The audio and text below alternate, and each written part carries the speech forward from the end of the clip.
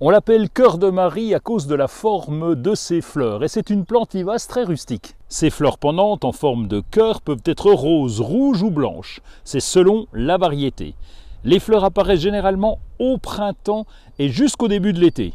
C'est une plante originaire d'Asie et notamment du Japon, de la Chine et de la Sibérie.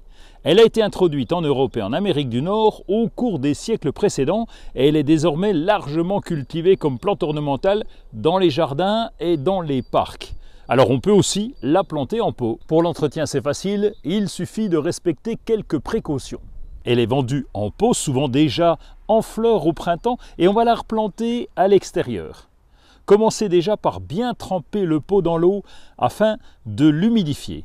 C'est une vivace qui aime bien l'eau. Au bout d'une minute, lorsqu'il n'y a plus de bulles à la surface, retirez la plante et laissez-la égoutter.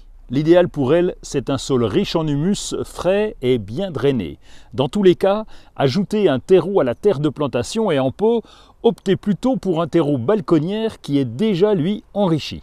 Et dans tous les cas, installez-la dans un coin ombragé avec du soleil le matin et de l'ombre l'après-midi. C'est ce qu'on appelle une plante de mi-ombre. Placez la plante au centre du trou et tassez le terreau de chaque côté de la motte. Afin de conserver le sol bien frais, vous pourrez ajouter un paillage en surface. Ce paillage servira aussi en hiver pour protéger les racines du froid.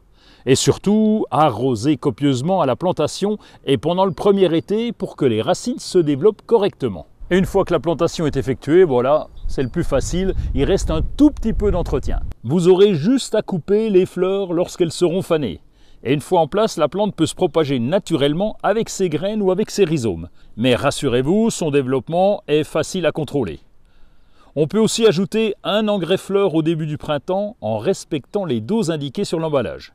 Il y a de nombreuses variétés et vous aurez l'embarras du choix. Ne soyez pas inquiets, en hiver, la partie aérienne disparaît et la plante repousse à chaque printemps. C'est le principe d'une plante vivace. C'est pas toujours facile de trouver une plante demi-ombre et les cœurs de Marie, eh bien, elles sont parfaites pour cette situation.